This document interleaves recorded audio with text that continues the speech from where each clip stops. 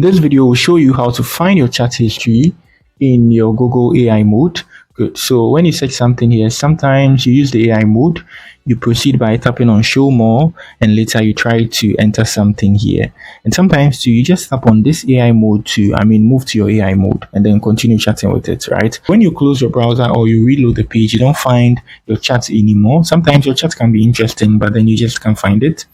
So you just have to search anything like hey here, and then you move to your AI mode here. You can do the same on a mobile phone too.